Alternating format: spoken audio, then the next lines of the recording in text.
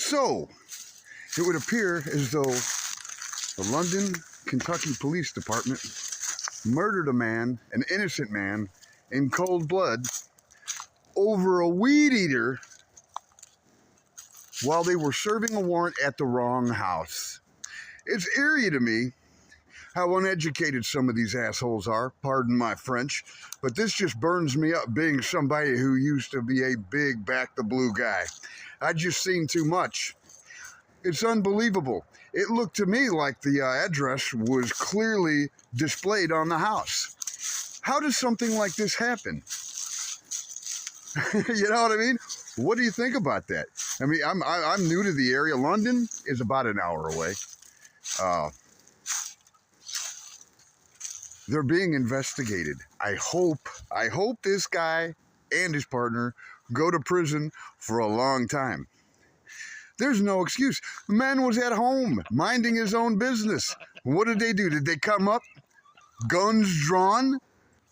Did they force their way into the house? Did they announce themselves? Man, I'm curious what that body cam footage, if it exists, actually shows.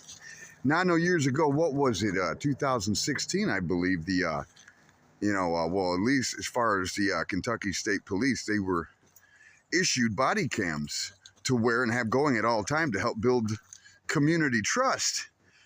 But the police? Let's watch a video. I had to dig for this when I was looking for it for the past week. The thing about living in a small town is you hear a lot of things, you know. And I heard, did you hear they killed an innocent man? And everything that I could dig up on it was just about a man being shot while a warrant was being served. Well, I'm thinking, man, that sounds like there might be some information, you know? And then today I just started digging, and YouTube in their damn algorithm, I swear it was like they're in on trying to cover this thing up, and I finally found it. Court documents prove that they were at the wrong house. Details today after police in London, Kentucky shot and killed a man while allegedly serving a warrant at the wrong home. Court documents now confirming that police were looking for a stolen weed eater. As Lauren Miner tells us, the suspect in the theft had already been arrested hours before the shooting. I just don't understand why it went to this. I mean, how did it lead to this? I know that's what everybody else is asking too. 49-year-old Hobart or Hobie Buttery is currently behind bars at the Laurel County Correctional Center charged with theft. Thursday afternoon, he appeared in front of a judge for a preliminary hearing. He then agreed to a sit-down interview. I got a weed eater and a little heater, a little baseboard heater like that. Was sitting on the outside, but now they're saying I went in and took backpacks, blowers and everything. According to Buttery's arrest citation, officers were called to Taylor Drive in London for a reported burglary.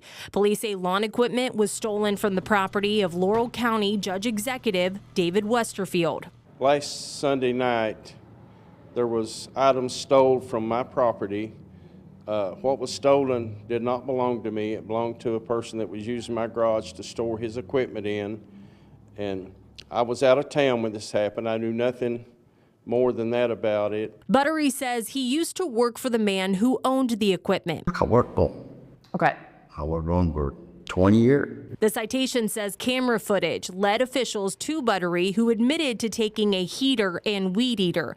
The Manchester Police Department arrested him the evening of December 23rd. As far as where those items are now, I mean, did you drop them off somewhere? Were they sold somewhere? No, they wasn't sold. Okay, but they were dropped off somewhere. Yes, ma'am. Are you saying where they were dropped off? No. Police say Buttery admitted that he planned to take the weed eater to a home in Lilly. Buttery denies that claim. According to an affidavit for the search warrant, information obtained through the investigation led London police to a home on Van Zant Road. Now, did you previously live over on Van Zant Road? Yes, ma'am, I did. Okay. Did you know Doug Harless? Yes, ma'am, I did. The warrant details that London police arrived to the home of Doug Harless, 511 Van Zant Road, just hours after Buttery was arrested in Manchester with a search warrant for stolen lawn equipment. Units on scene, 10 serve search warrant. Call on the radio for assistance, shots fired. 489 Van Zant Road. Laurel County Dispatch audio confirmed that police were supposed to be serving a search warrant to 489 Van Zant. According to the affidavit, the officers knocked on the front door, announcing themselves as law enforcement with a search warrant. It goes on to say that officers made entry through the front door and found Harless armed with a gun. That's when an officer fired multiple rounds, fatally hitting Harless. I feel like that it had a lot to do with Hobart Buttery, but it was not his fault for the police going to the wrong address and the wrong house. A family member of Buttery says someone needs to be held accountable. They called the warrant 5 times saying 489, and they still were at 511, and Hobie had lived at 515. So that would still put him at the wrong address, no matter what address they would have went into there. Buttery says he no longer lives on Van Zant Road and doesn't know why police showed up to Harless's home that night. I think it's wrong. I mean, every bit that's wrong. The way they done it, everything's wrong. I mean, they didn't have no reason to go to that man's house. I didn't tell them nothing about that man, so I don't know why they was at that man's house, period. Okay. I didn't tell them no address. I didn't tell them nothing like that. Buttery says he knew Harless and talked to him several times when they lived near each other. He says that's why he's sharing his story. It should never led to this right here. Not a stolen weed eater should not lead up to a man getting killed. I don't care where you're at, what's going on, that should not happen. And Now, I don't know anything about London, Kentucky. I don't know whether or not their police has a history of using unnecessary force, but this was definitely that.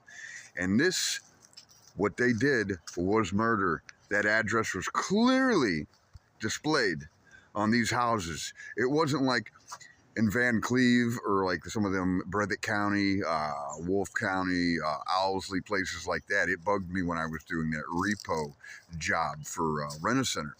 Because half these people don't even have an address on their house. You got to stop and ask some of the most unfriendliest people. Hey, do you know so-and-so? Where's the house at? You know what I mean? But here, it's different.